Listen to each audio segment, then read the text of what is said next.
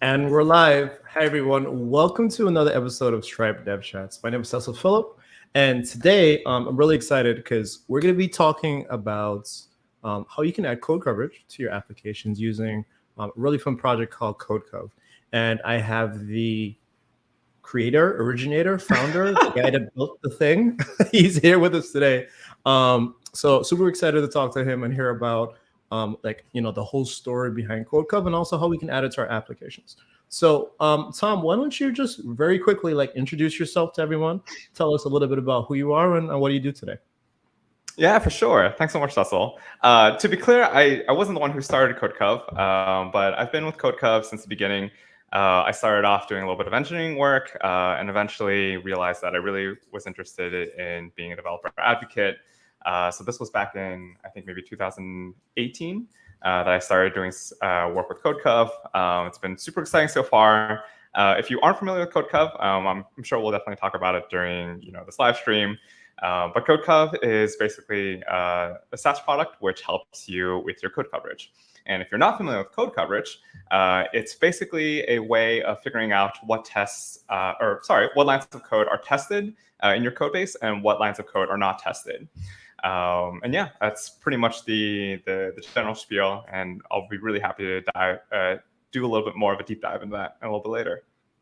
Awesome. Well, hey, again, Tom, really appreciate you making some time to hang out with us today. And I do really want to get into that conversation about code coverage and code coverage. And just jump right that's why we're here, right? That's what we're here for.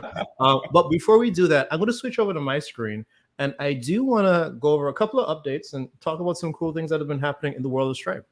So for folks that may or may not know, Stripe actually hosts a conference. Surprise! We actually host a conference and it's called Sessions. And Sessions is going to be going on May 3rd in person in San Francisco. So if folks are interested in learning about what are some of the new and cool things that are happening, again, in the world of Stripe, some product updates, and maybe some things you could look forward to in the future, definitely consider coming and joining us over in San Francisco at Sessions.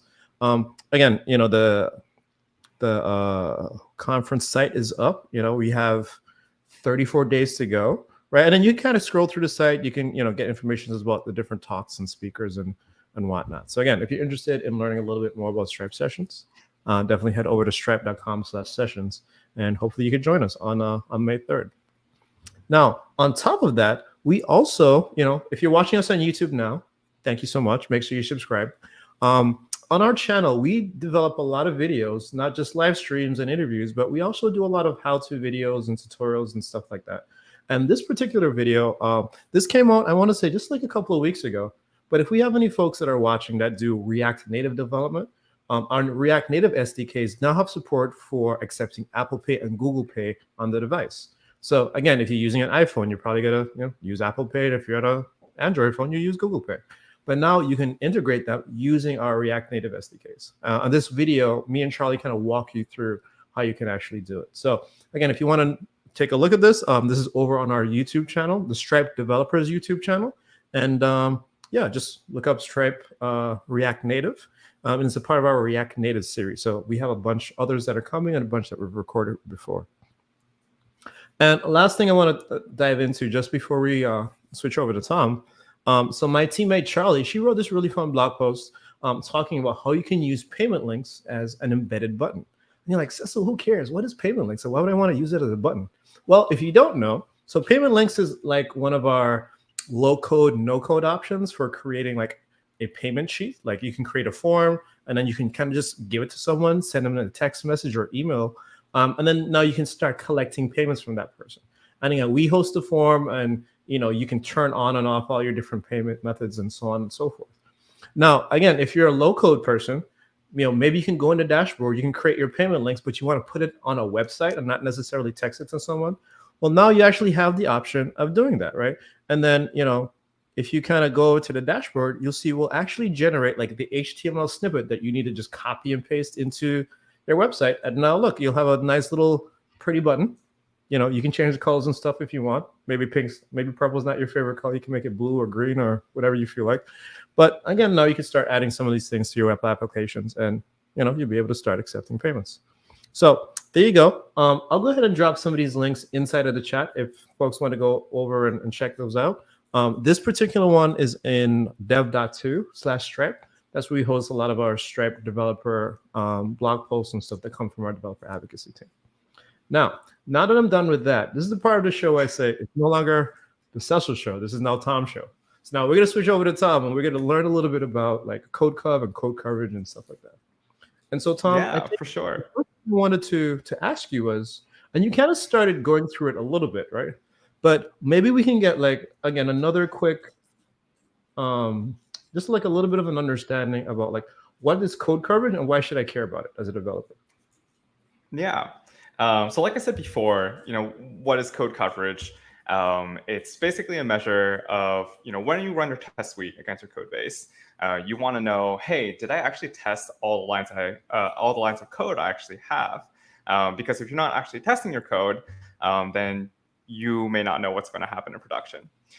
So the reason why you would care about code coverage is because you care about testing. And you care about testing your code so that when you deploy, you're not scrambling on a Friday afternoon trying to figure out why something is broken or wrong.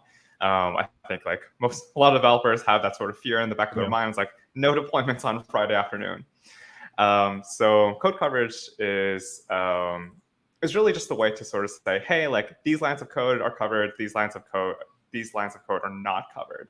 And that's where you would probably spend your time and say, oh, great, like my new feature that I just built out, there are no tests for it. So maybe I should go and write some tests for it, make sure that's a little bit more safe, so that when I end up deploying it, I'm not going to have a bunch of bugs on the first day it comes out. And that's kind of like what code coverage is about. Like it's about that sense of having higher quality code. Now, I always get like the feedback of like, hey, like just because I wrote a test for this piece of code, it doesn't mean that my test is really good at all. It just means that my code has just run. And so yes, like that's definitely true. Code coverage doesn't help you say, oh, the quality of my test is really good. It's really just did you test the code or did you not test the code? And so in that case, we really do leave it up to developers and your reviewers, your senior engineers, or really anyone on the team to say, hey, like I looked at your code, I looked at your tests, this can be improved, or you haven't thought about these edge cases. I want to touch on something you said really quickly. It's actually kind of funny because I was talking to someone just a couple of weeks ago, and they were like, when I write tests, I just return true. Right? I call my function and I return true. And look, I have like 100 tests here, right? And they actually call the thing, but like they just return true. And I'm like, well, that's not the same thing, right? Like just running your code, and just because it doesn't throw an exception at that point in time, doesn't actually mean you actually really exercised what the code does, right? And so to kind of iterate your point a little bit more, right? Like the actual testing, right? Like your automated unit tests or your integration tests and these types of things, like they're there to exercise the different pathways that your code could probably go. And the function of code coverage now is just to kind of inspect your code and see how many of those paths you might have exercised. Because there could be a situation where, I thought I actually covered all the cases, but maybe I missed like one or two, right? And so now I should be able to use like my code coverage tool, whatever it is, to be able to kind of look at a report, or I don't know, maybe it's like in my IDE and I see some type of visual indicators. Oh, okay, your tests ran and they passed, but like you missed like this other 200 line block that never got run at all. So I don't actually know if it works or not, but maybe you might want to write a test for it, right? And so that's kind of like where code coverage comes into play, right? Yeah, and you had sort of mentioned the idea that like there's different pathways that you can take.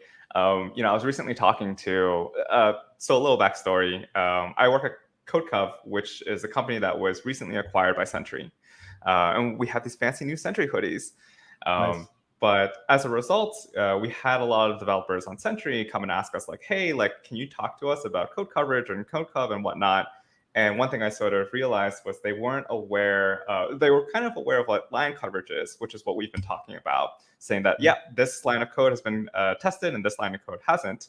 But there are different kinds of coverage as well. So like there's line coverage, like we said, but there's also not, or there's the idea of branch coverage. So branch coverage would say, if you have an if statement that says like, if, I don't know, if this button is blue, right? And then you would have some code underneath that does some behavior thing. Branch coverage would say, hey, your if statement could be true or false. Have you covered both sides of it? And so that's just like, there are other ways of getting coverage that are useful for your overall code coverage system. There's also, like function coverage and class coverage, which we can also talk about. But I think for the most part, knowing that line coverage is not just the only thing that you can do is kind of important. And CodeCov, we do ingest both line coverage and branch coverage. Okay. So I know, so back when I was actually shipping products, I know, like unit testing, and then at some point, like, having some level of code coverage was important for our team. Sure. At the time, this is years ago, not going to date myself, but it was a long time ago. But we used to try to strive for 100% code coverage, right? Sure.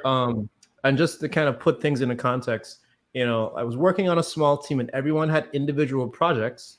So, maybe at most there'll be 2 people working on a specific project, but other than that, everyone had like their own space to kind of work in. But still, we thought the idea of adding automated tests and code coverage was important, right? So for small projects, or I guess it really doesn't matter, for any size project, is having 100% code coverage, one, is it practical? And is it important? Or is it like, like we always like to say, does it depend?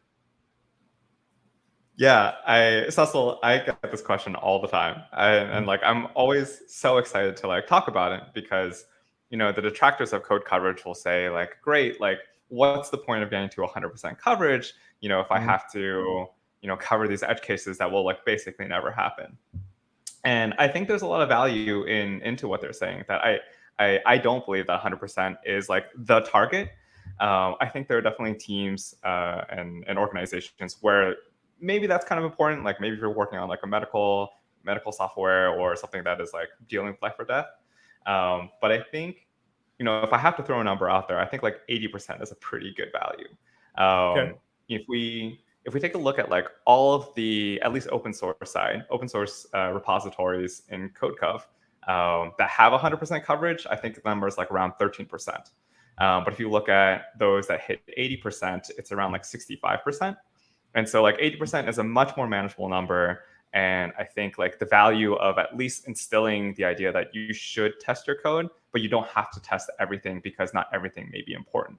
You don't have to test all the getters. You don't have to test all the setters. Like test the things that actually matter and trust that your developers are doing their best to make sure that their code isn't going to come back to them and they'll have to fix bugs that they didn't want to. Got it. So another thing that, it also kind of reminds me of back in those days is, we'd have projects that are essentially a mix of different programming languages. And so when I deploy a thing, it might, I'm guessing it'll probably have some SQL in there, right? It might have some .NET or some Java, whatever my backend thing is there. My front end is HTML and CSS and JavaScript, probably jQuery and React or whatever else folks are using today. Right. But what I'm trying to get at is that like a project is like a multitude of different frameworks and languages and I don't know, maybe even containers and some of these types of things.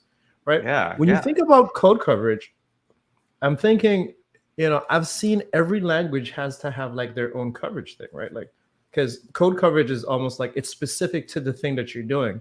And so whatever the tool is, it has to have context about how the code is going to be run, right? So it's almost like I have to have intimate knowledge about, okay, this is a React thing, and this is like a Node thing, this is how this runs. This is a .NET thing, this is how this runs, right? Like, hey, this is an HTML thing, this is how it should render, based on like conditions, right? Like this is the fragment I should see on the page on the time. You know what I mean? But then when I look at CodeCov, and obviously CodeCov is a code coverage tool, like you mentioned before, I'm kind of curious, how do you all plug into like all of these different languages that might be inside of a project? Yeah. While you're talking, you were saying something that I hadn't thought about in a long time. And the idea that like, yes, it's true. Every language has its own way of collecting coverage, right? You have Jest for JavaScript, you have coverage.py for Python side, SimpleCov is Ruby. And I think, at least to make it clear, CodeCov sort of happens at the end of those stages. And before we sort of talk about that, sorry, I was on a different thread. I was really excited because you were talking about like, yeah, like there's all these different languages, all these different tools. And I think until we're able to have like one testing tool to rule them all, like one way to sort of say, hey, like run all your tests. Like npm run test is the same as like pytest, whatever. Until that sort of exists, every language will always sort of need to have its own code coverage tool. Now that said, CodeCov comes right after that point. So if you're in Python and you're running coverage.py and you would produce a code coverage report, CodeCov will take that report and begin its sort of processing. And you sort of mentioned, like on larger projects that you might have a backend and a front end. So you might have that Python backend and that JavaScript front end. They're going to produce its own coverage reports. Kind of the what I like to think is like the bread and butter of like, what does CodeCov really do? It takes those reports, merges them together, and gives you one final view of, hey, like this is your code coverage over the entire project. So if you do have like a monorepository and it has hundreds of different projects, it's sort of a pain to sort of combine all these code coverage reports together, or things that are, you might have like backend tests and front-end tests and then end-to-end tests that touch both sides. How do you aggregate that all into one? That's one of the sort of like main reasons why CodeCov is really powerful. Nice. So again, kind of like what we were talking about. So if I'm on my machine, right, and I'm local on my machine, not using GitHub or anything like that, but I'm still deving local and I'm running my local unit tests and I'm running, X code coverage product, right, whatever it is for that particular piece of the code I'm trying to exercise, it's going to give me a report. Do all of those reports, is it like a report standard? Like, do they all export the same thing? Or I wish. Does everyone have like a different report and then now you got to like parse n number of report types to kind of figure out what they're doing? Yeah, so I remember when I was first starting at CodeCov, and that was like that was the thing, right? We had to deal with all these different types of code coverage formats, and in fact, we have our own standard too. But there's like some XKCD out there that says like, hey, there's like 15 standards. Let's create a new standard to unite them all, and then you just create the 16. And then you have another standard. Yeah, and then there's another standard out there. That's basically kind of how it feels. There are a couple of standards that are pretty well considered in the at least code coverage space. Cobertura is one of them. I think Clover is another. Those two, most code coverage tools will export into that kind of format. But that's not to say all of them will. I think over the years, as code coverage tools like CodeCov have come into existence, most of them will go to one of those export types, or someone in the open source community will have created some sort of extension to do that. Right. Okay, that makes sense. All right, so like I feel like we got a good understanding of like what code coverage is and why is it important.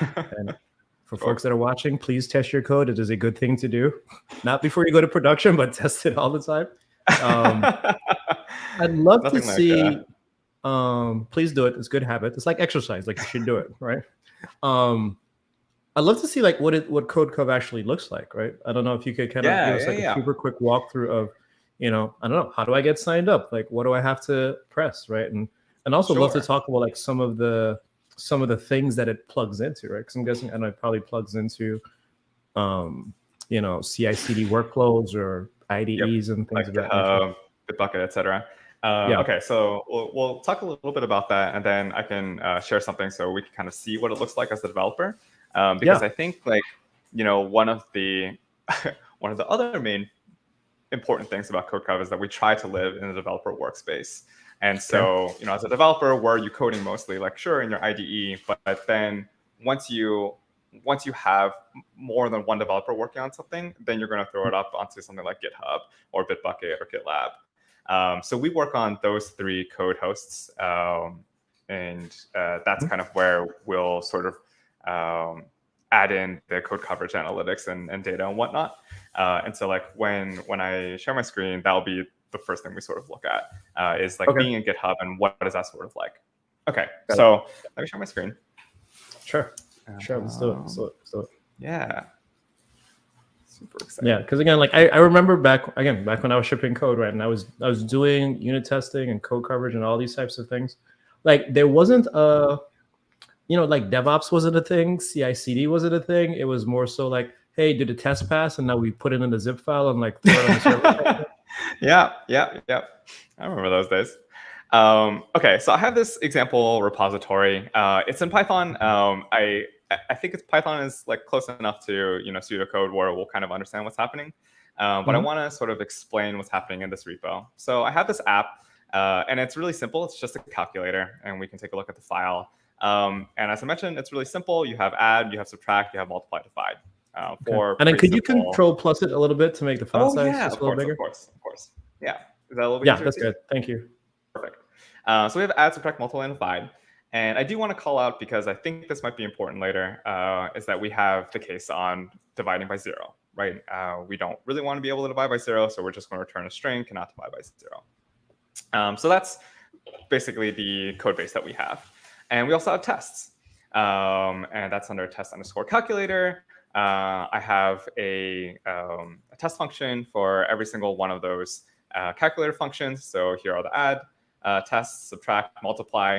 And I commented not to divide once because I've, of course, written these before. But I wanted to sort of show you what it looks like in this state. Like imagine we had not tested out the divide function at all, which in this case we haven't really. Right. So I'm going to go and take a look at what this looks like in CodeCov. Because I have already uploaded, and we can kind of talk about like how do you sign up and how do you actually go about this process. But I think the magic is more in like seeing what it looks like first. So I'm going to go app.codecov. Let's go to the repository. Here we are. And this is kind of like the dashboard for CodeCov. And it kind of shows you like coverage over time on this left-hand side. On the right-hand side, you see the sunburst chart, which I'm actually really excited about, and I'm like happy to talk about a little bit more later if this is exciting to you at all. We recently just pushed it. It was like one of the UI features that I think a lot of developers, we took it down because we didn't think it was that useful. And a bunch of developers were so angry about it. They're like, we want this chart, we need this. And so we put it back. Yeah, put it back now. Like, what are you doing? Exactly. It's like, what were you thinking? But I want to call your attention to the bottom here. This is kind of where the code tree is. And I think it's kind of like the most interesting place to take a look at your code coverage. So I want to take a look at that calculator.py file. And before we actually click into it, what I expect to see in the file is that my add, my subtract, and my multiply functions are covered, and my divide function isn't covered, right? Because we commented out all those tests. So I'm going to click in, and I see that, hey, like I'm missing 6 lines of code. And if I were a developer, I'd be like, okay, well, I want to know what those are so I can write tests for them. And I can click in. Oh, am I in the right? Oh, no, I'm not in the right commit. This is probably why. Well, that's embarrassing. I had removed all of the tests to do another thing earlier. But that's okay. That's fine. I mean, this is live. This is live on the internet, so things happen. No worries. No big deal. Did I do it here? Okay, let me just double check because I want to compare it to this time. Okay, so we're back here. This was the original head commit or the base commit that I had meant to deploy on top of. Oh no, it's not, because the divide function is. I guess this is what happens when you are doing things live and don't check your actual demo. That's fine. That's fine. Let me just go back to here because it has a prettier looking UI. But what you see here is if the case had been that I hadn't actually tested any of my functions, you would see all these red lines. And so this tells me as a developer, oh, like I don't have a test for my add function. I don't have a test for my subtract function or my multiply function or divide function. And this is sort of where you would start to look for ways to increase your coverage or look for ways to say, hey, like I wrote all this new code. Why is it not running? Why are the tests not running? Actually, as a side story, one of the more useful things about code coverage, if you are developing like a new front end or you are developing something that is like relatively new infrastructure-wise, is by when you upload your coverage reports and you see that none of your code has run, it probably means that your tests haven't run and maybe your test infrastructure is down. and that's worth like double checking on. But anyways, I say that all because like this is kind of an easy way to sort of see what has been covered and what hasn't been covered. Now I made a commit, and hopefully this works. But I'm going to go back to GitHub, and I want to actually show you the pull request that I made. Add divide tests. And so let's take a look at what actually changed. And as I mentioned, I had uncommented some lines of code. These are obviously testing out the divide function, but one line is still commented out, and that's this one, which tests the divide by zero case, which I mentioned earlier. So hopefully this time, when I go to CodeCov and when I take a look at the UI, I should see that the divide function is covered, but I am missing this edge case. Okay, so if I go to CodeCov, let's just go back, right? I think that will work. Oh, no, it won't. Okay. Or I'll just type in the URL directly. So why is my name so long? So if I go back to CodeCov, so far, you're just showing us like, okay, well, this is what it looks like on GitHub, right? Yeah. Like, now I made a change, but because your CodeCov and your GitHub account are connected, now CodeCov is going to be like, oh, hey, there's your commit. I'm going to kick off some stuff. And then, and now it's going to, look at the tests and generate a report and all this type of stuff. Bingo. Yeah. And we'll take a look at that just so like we can kind of see what that's doing. But I'm going to go back to the file explorer and I'm going to click calculator.py. And this is kind of what we expected, right? We expected that my functions are actually covered, but I'm missing this divide by zero case. So that's kind of like the magic of code coverage and the ease in which you can kind of look into a repository, see what isn't tested, and go and write a test for it. So what I want to show now is like, well, how did all this sort of work, right? Like, where's the magic in all of this? And so I'm going to go back into GitHub, because how CodeCov kind of works is like we work in the CI. And so you will have a step or a job or something similar in your CI process, and that will upload your coverage reports to CodeCov. Let me keep going backwards. Here we are. Okay. So if we can look at GitHub Actions. So .github workflows, and I have this workflow called ci.yaml. And in this file, I'm setting up Python, I'm installing the Python dependencies, and then I'm running my tests and I'm collecting the coverage, right? So as we talked about earlier, every language has its own sort of way of creating coverage reports. This is just kind of the way that it's done in Python. Obviously, you can have more arguments. But the key part where it relates to CodeCov is here, right? So this is where we're taking those reports and we're going to upload them to CodeCov. And now what that sort of looks like, let me go here. Let's see. So I want to go back to the PR because I want to show the workflow actually being run. Okay. Oh, I can't do that. I have to click it. Okay. Right. So here, this is where we saw like the same headings that in the workflow that we had looked at. But this is where it's actually going to upload those coverage reports to CodeCov. This is our coverage uploader. It runs a bunch of things, makes sure everything looks good.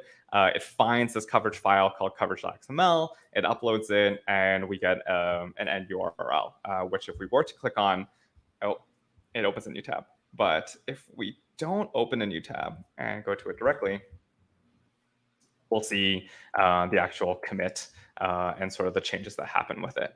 Does this all make sense? Yeah, this totally makes sense. Cool. Because for some reason, I don't know why in my head, I thought the setup experience was more of, well, because I'm guessing at some point in time, you had to like connect GitHub to CodeCov, right? And like give it permissions and that type of stuff. And I'm assuming that happened. But then after that's happened, and then you're giving it permissions into your repo, now after you've run this action, you're like, okay, cool, go ahead and do whichever you need to do. It's going to collect all these results and it's going to send it to CodeCov in outer space somewhere, right? Wherever CodeCov is. Yep. And then now CodeCov is going to do its own workflow in its own space, right? Outside of GitHub. Yep. So it's interesting that you mentioned that, right? Like so far we've talked about, well, what happens when you go GitHub to CodeCov? But we haven't talked about what happens when CodeCov wants to talk back to GitHub. And so Yeah. you mentioned the whole thing with like permissions and whatnot. And yeah, so like in the sign up process, there's a step where like, of course, like we need access to what repositories you have so that we can actually show you coverage if you have a private repository. But there's also a GitHub app that you need to install. And that basically gives us the ability to write comments or to add status checks onto your PR. So I kind of want to show what that looks like because I think, again, just an important part of CodeCov is living in the developer's workflow. So I kind of scrolled really past through it because I figured that we would eventually be talking about it. But this is the CodeCov comment. And so anytime that there's a pull request and you have uploaded coverage to it, we'll spit out this sort of report. And it tells you some like pretty base information, patch coverage, which is basically, if you have a new feature and you have like a lot of new lines of code, this will tell you what percentage of those new lines have been covered with tests. And project coverage is just like overall coverage for your code base.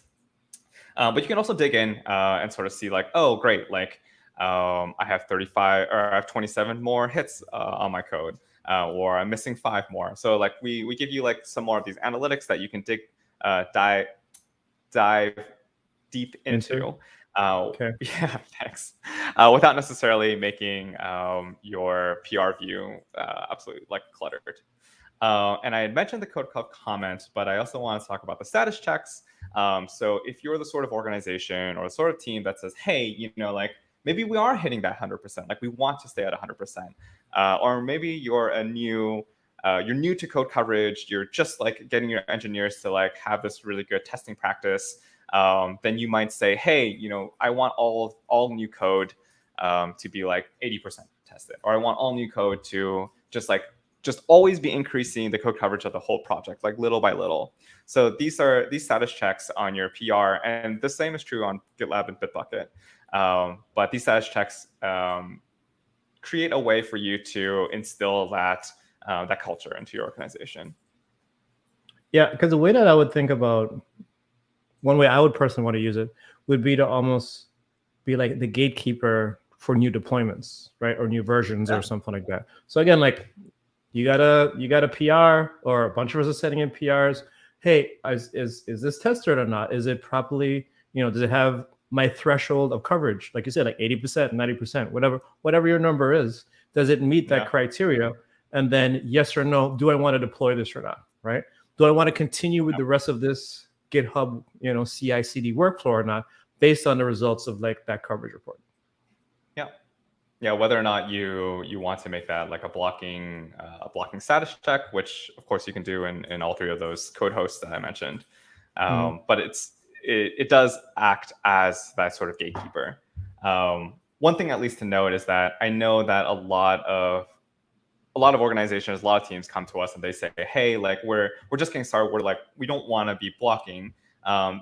These don't have to be blocking. Like there are ways to configure these 2 different checks to say, hey, like just make it informational, just so people get used to the idea of seeing code coverage, as well as, of course, making them gatekeepers and saying, no, like we need that 100%. So unless your code is fully tested, it's not going to be able to be deployed. Yes, it'll be almost like a visual indicator. Okay, even though it's not stopping us, we can still look at it and be like, oh, well, maybe there is some technical debt in there that we need to get to later, or maybe there's some other things that we need to get to later. For now, let it go. But then I always get that visual indicator. Oh, we gotta handle this. We gotta handle this. We gotta handle this. Until you eventually do, and you get all like all your green check boxes, right? Until you get to that position that you want to be in.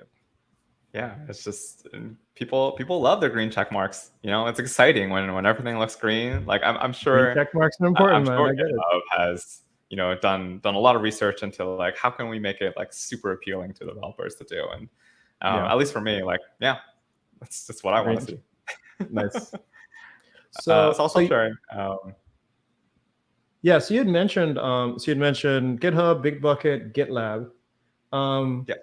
What if I'm not on like a public code host? What if I'm hosting internally? What if I had like an internal GitHub enterprise thing? Or what if I just had an internal instance of, I think GitLab also does internal, like what if I had internal instances of these things that can't access the internet?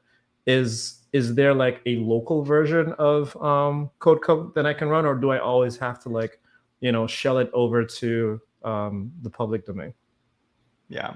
So as of right now, and we do support GitHub Enterprise, we do support Bitbucket and GitLab Enterprise as well. So if you do have like your own on-prem version of those, you can use CodeCov.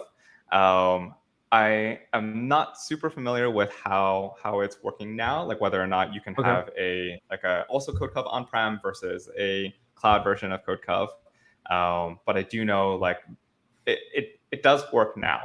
And we may be doing some modifications in the future just to make sure like the experience is seamless across like both sides. Got it. Okay, that's fair. So you had mentioned earlier also that y'all just recently joined Sentry, right? So I'm going to assume that there's some Sentry integration, stuff going on there. So I'd love to hear about. Did you know about this? What that was that? Did you know about this? That what? Oh, that we released it today. Oh, did you? Yeah. I mean, I just assumed y'all were at Sentry. There must be Sentry integration. I have no idea. Yeah, no. The timing is really apt. That's funny. I actually didn't even know until this morning when our Slack was blowing up. No, I'm being so honest. I had no idea that was happening. I was like, wow, you did your research, so good. Excellent hosting. So we just released a Sentry CodeCov integration, and now of course it's like V1, and so it's not going to be like super amazing, right? It's not going to have like all the bells and whistles that we may possibly want. But what is really exciting about it is that if you are a Sentry user and you are a CodeCov user, if you're not familiar with Sentry, I'll be honest, I'm not super familiar either. We recently got acquired, and I haven't learned everything I can about it. But one of the powerful things about Sentry is that if you have a bug in production, and there's like some issue, and you need to be able to debug it, or you want to be able to see the stack trace, Sentry helps you with that. Sentry will show you that stack trace. Will show you, hey, like for this particular user, they hit this error message, and this was the stack trace for it. Now, with the CodeCov integration, it will also overlay whether or not that line of code was covered. And so nice. So it's really just easy way to sort of say, hey, you didn't write tests for this and it broke in production, versus, oh, maybe our tests aren't good enough, or maybe we missed an edge case that we weren't considering. Or maybe the test you wrote wasn't very good at all, and we need to revisit that. That sounds super interesting to me, because I'm listening to you talk about it, and so I know. So for folks that don't know what Sentry is, Sentry does distributed tracing and error reporting and some of these other types of things for applications. And like we said before, code coverage does what is the test coverage of the code that you've written, right? So CodeCov knows about GitHub, it knows about your unit tests that you've written, and Sentry knows about like the path that your code has taken, so to speak, particularly if it's jumping between boundaries. And I'll also know, like you said, like the stack trace, like what are the errors are. So I can imagine a world, again, I'm just making this up. I don't know if y'all did this or not, but I can imagine a world where, hey, there's a problem and it shows up in Sentry, and I could click on it and it takes me to the line of code in GitHub. Is that what happened? So I don't know, because I actually haven't played around with it yet. But like you're touching on to like something where I think like I'm at least very, very excited about, and why I think like the acquisition was really good, because like if you think of your life as a developer, right, you have all the time that you spent coding something up, and then it hits production, right? So like we can call that like pre-deploy time, and then all the time that's like after deploy is where bugs are a possibility. And so as a developer, you have like those two stages of life, and they're not necessarily connected back, right? Like Sentry, you can sort of say, hey, like there's a bug, and maybe I can go back and fix the test. And with CodeCov, you're saying, hey, like let me try to find ways to prevent you from getting to that state where you have bugs to fix.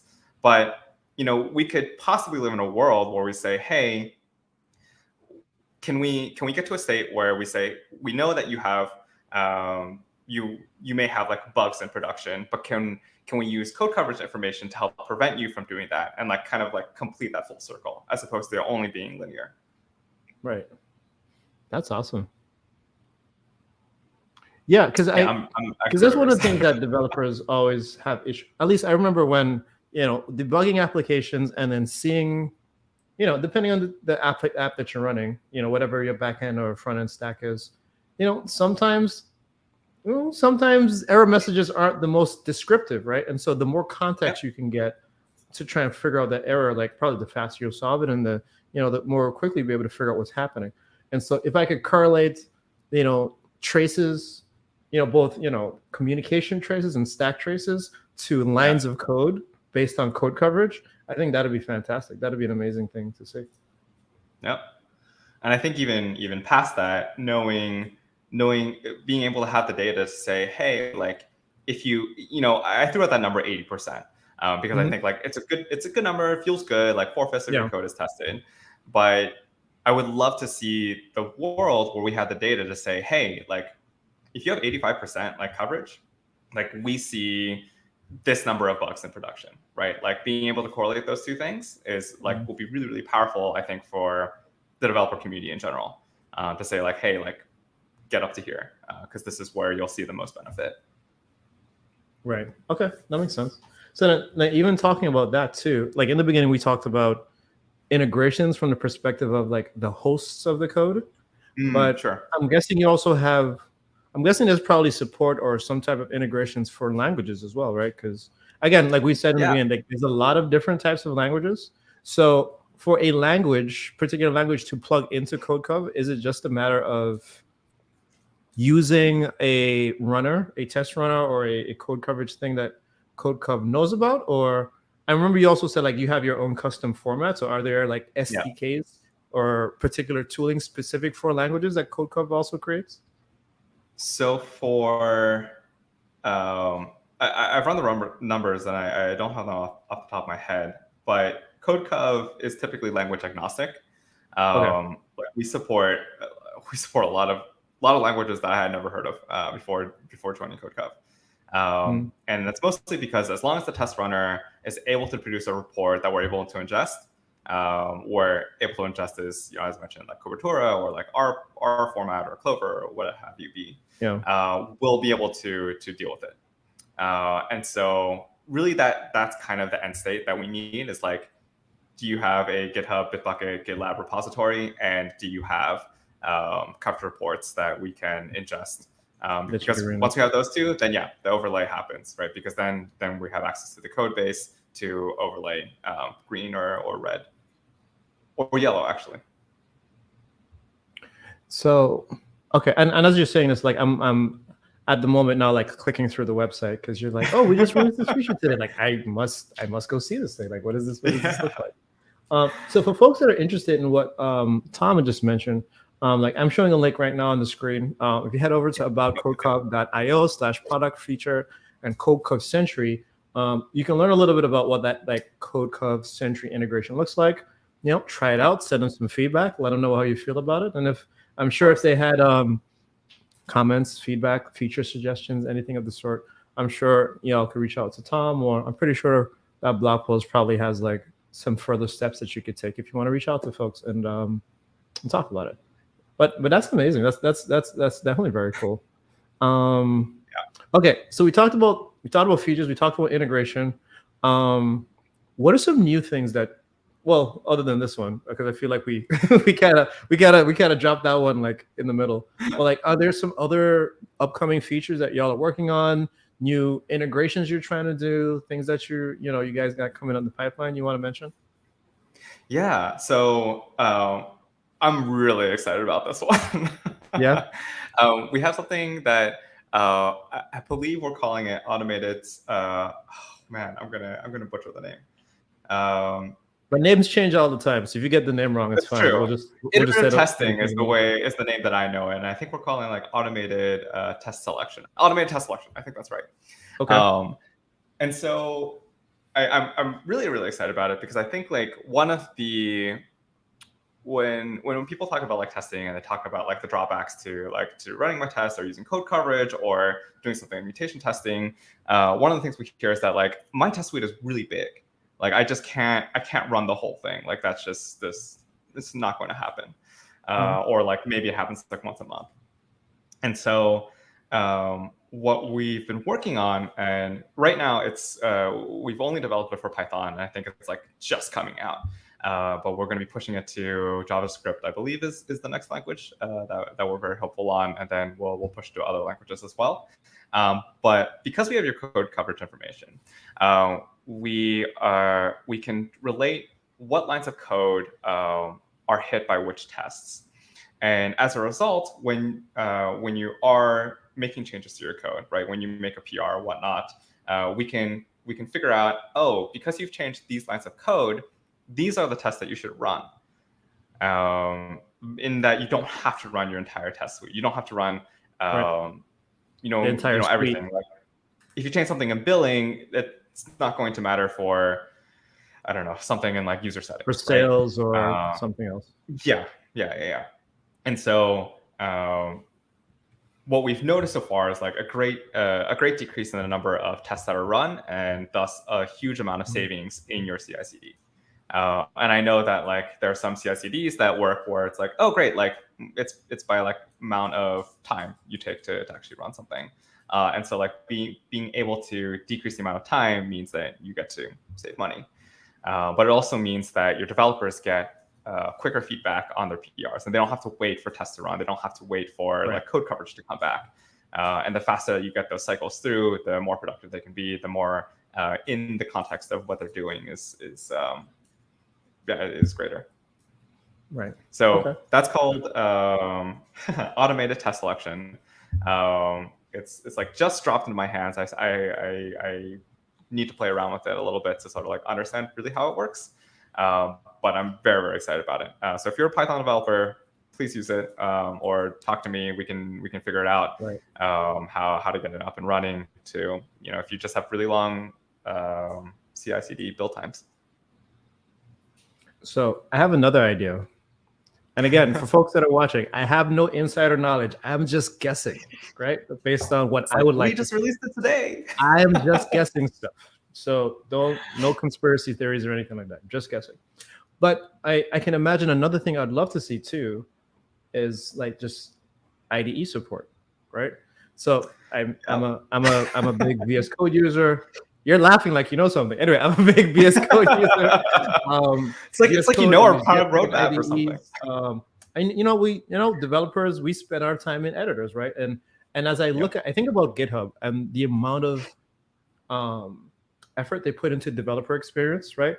Developer experience like on their hosted product, as well as like plugins to, I think, they have a bunch of, their GitHub plugin, what's it called? The GitHub pull request plugin. They have themes. Yeah. They just released the Chat GPT plugin. What's it called? Copilot X, right? Like there's so many of these things, right? They're adding to our IDEs for developer experience, and other companies as well. Like I would love to see what you're talking about, right? Like, hey, let's like run my code coverage, right? And then also have my Sentry traces and stuff like that plugged into my IDE or in my editor, right? VS Code or whatever the case is. And then now I could do all of that from like my window, and I don't have to keep switching between the browser and VS Code, right? It could kind of just happen in one place. That is on my wish list for y'all. So again, I know nothing, but that's just on my wish list. I'd love to see that happen. If that could be like, if I could vote, that would be what my vote would be for like things.